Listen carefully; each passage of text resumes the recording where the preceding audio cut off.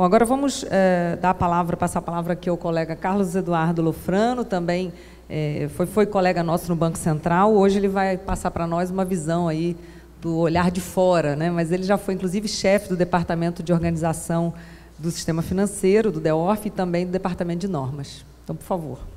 Bom, boa tarde a todos. Eu não conto o prazo ainda não, que ainda estou nos agradecimentos, assim, na introdução, por favor. Mas boa tarde a todos, né? Boa tarde, meus companheiros aqui de painel. Em meu nome, em nome da BBC, Associação Brasileira de Bancos, eu gostaria de expressar realmente a minha grande satisfação em participar deste 5º Fórum de Banco Central sobre Inclusão Financeira.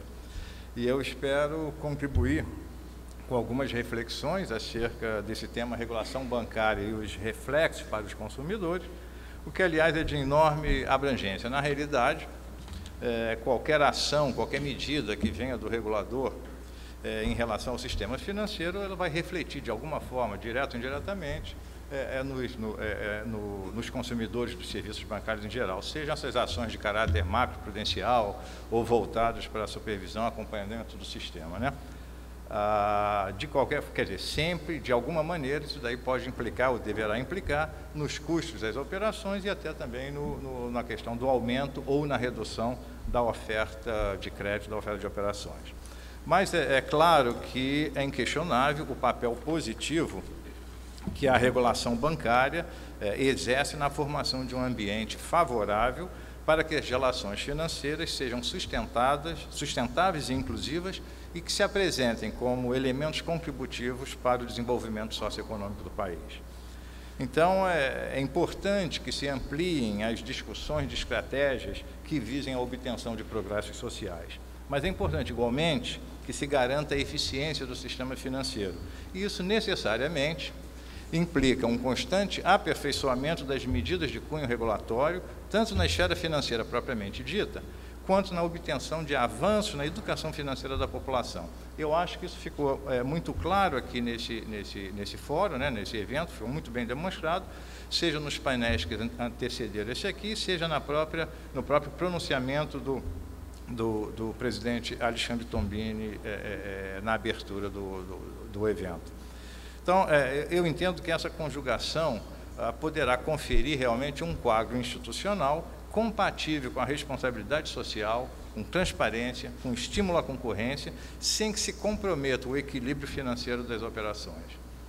E é com base nessas premissas que eu gostaria de fazer aqui algumas ponderações que levam em conta não só as externalidades positivas que o sistema financeiro pode propiciar para a prosperidade econômica, mas também a contribuição da regulação com o estabelecimento de regras voltadas para o alinhamento da atividade financeira com os interesses e objetivos da sociedade.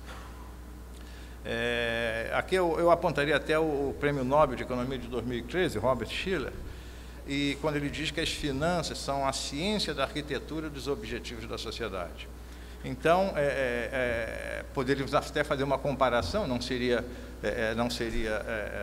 errada se compararmos a atividade desenvolvida pelas instituições financeiras à própria atividade da arquitetura, à própria atividade dos arquitetos. Só que, evidentemente, nós não estaríamos falando na construção de obras, mas nós estaríamos falando na concretização dos anseios, dos sonhos e objetivos das empresas e famílias. E por que eu coloco isso? Porque quanto mais ajustada for a atuação das instituições financeiras, mais bem-sucedida será a sociedade. E é claro que se os mecanismos e os instrumentos dos quais dispõe a indústria financeira não funcionarem corretamente, poderá ocorrer uma subversão dos propósitos que será traduzida em elevadas perdas sociais. Eu acho que a crise de 2007 e 2008 mostrou isso muito bem para todo mundo. Então, o que eu quero dizer, a adequada atuação das instituições financeiras traduz-se numa maior diversificação de risco e maior confiança dos agentes econômicos, gerando um ambiente favorável para a expansão da oferta e demanda por crédito. Vocês se recordam que, a partir da década de 70, aliás, com a extinção do acordo de Bretton Woods, houve, quer dizer, todo aquele processo de desregulamentação da atividade financeira teve início. As finanças globais exigiram um crescimento vigoroso que conferiu um enorme dinamismo às economias de mercado.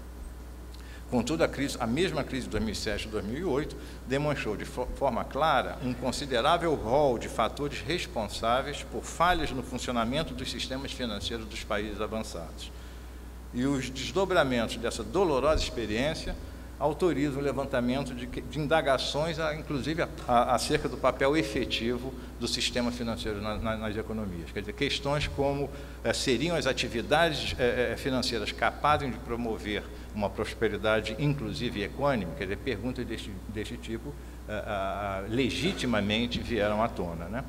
E o exercício para que sejam obtidas respostas para a correção desses equívocos, dos equívocos verificados, representa, no meu entendimento, uma excelente oportunidade para um redesenho do modelo de regulação e de atuação das instituições financeiras, com vistas à formação de uma sociedade mais próspera. Basicamente, a regulação de qualquer setor de atividade econômica deve atender a 3 metas fundamentais. Primeiro, prever mecanismos que visem reduzir os efeitos das externalidades negativas ou os custos decorrentes das falhas de mercado. Segundo, manter a concorrência nesse mesmo mercado. E terceiro, proteger os consumidores da assimetria de informações, cujo mau uso pode gerar abusos econômicos. Como concessões públicas, as instituições financeiras cumprem um papel diferenciado no sistema econômico e, consequentemente, requerem uma maior atenção por parte dos governos. Pela possibilidade de que, em situações extremas, possam gerar crises sistêmicas, é inexorável que o segmento financeiro seja um dos mais regulados pelos governos. Apesar de, na última crise, o ponto mais crítico a ser tratado pelos reguladores seja relacionado ao impacto de uma instituição sobre o sistema como um todo, o que eu quero dizer, o ponto fundamental seria o de proteger o sistema do risco de contágio, as suas lições trazem pontos também importantes no que se refere à proteção dos consumidores e à questão da concorrência. A crise reforçou a necessidade da implementação de mecanismos de ordenação que influenciam o comportamento e a conduta não somente das instituições financeiras, mas igualmente dos consumidores de seus produtos e serviços. E esses mecanismos devem ter o propósito de reduzir os efeitos das falhas de mercado, como eu citei, protegendo os consumidores de preços, de taxas abusivas, da assunção de risco desmedido e também devem ter o propósito de aumentar a eficiência do sistema com a redução dos custos de transação e de observância regulatória, como a Laís acabou de mencionar. Em seu livro sobre a crise do subprime, o Prêmio Nobel da Economia, como já citei, o Robert Shiller, fez uma importante crítica ao modelo utilitarista que define a sociedade econômica como um agregado de indivíduos racionais que jamais alteram seu comportamento, mesmo considerando as interações com os demais agentes. Segundo ele, há uma clara ausência de compreensão de que o contágio das condutas é um fator importante nos negócios e nas relações humanas. O comportamento dos agentes pode levar à valorização excessiva dos ativos, como casa, ações de empresas, fruto apenas do que nós entendemos como a exuberância irracional. As interações subjetivas entre os participantes do mercado, em muitas situações, provocam a má precificação de ativos e distorção na alocação dos recursos, relativizando a percepção de risco e estimulando a euforia do crédito fácil e as apostas especulativas. Assim, os avanços no tratamento de temas relativos ao comportamento humano devem ser considerados pelo regulador de forma a ajudar na neutralização das instabilidades financeiras. O ambiente institucional, dessa forma, conferirá à população a plena capacidade de participar do sistema financeiro em condições de igualdade, com pleno acesso às informações e que possibilitem desfrutar de maneira ativa e inteligente das oportunidades propiciadas pelo setor financeiro. Quanto tempo eu tenho? Então eu vou continuar. O acesso financeiro pela população brasileira, como nas movimentações de recursos, poupança, crédito, seguro, tem contribuído para a comodidade, segurança e desenvolvimento pessoal, sem nenhuma dúvida. Contudo, para que a efetiva melhoria da qualidade de vida e redução de desigualdades sociais seja aprofundada, esse processo de inclusão financeira tem que ser sustentável. Nos últimos anos, o Brasil experimentou importantes alterações na esfera socioeconômica, com a forte redução da desigualdade e uma nova configuração social, com a inclusão da chamada nova classe média. Com o ganho de poder aquisitivo e ações voltadas à inclusão social, uma grande parcela da população teve acesso inédito a uma diversidade de produtos e serviços. As medidas regulamentares e fiscalizadoras do Banco Central e do Conselho Monetário emitidas geraram inequívocos reflexos positivos ao exercício dos direitos do consumidor bancário. Claro, ao longo desses anos, várias normas, várias medidas foram tomadas pelo regulador e tiveram realmente um reflexo bastante positivo em todo esse mercado, em toda essa estrutura. Mas o que eu gostaria, para finalizar, de ressaltar,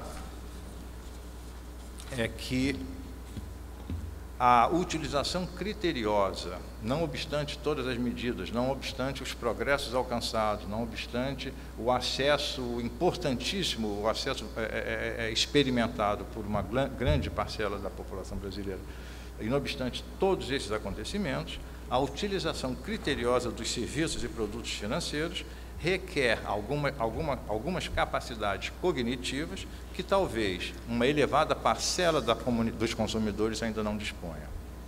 Assim, o avanço social verificado nos últimos anos intensiva a preocupação de se garantir à população os meios para que possa usar de forma positiva os produtos e serviços financeiros.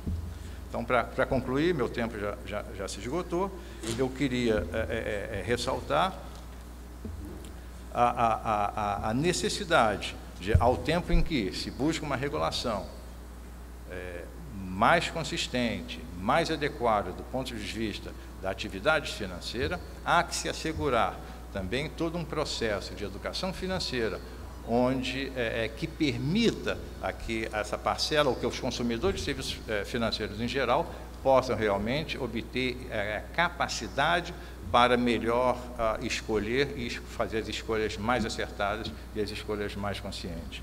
Era o que eu gostaria rapidamente de trazer aqui para vocês. Tá? Muito obrigado pela atenção de todos.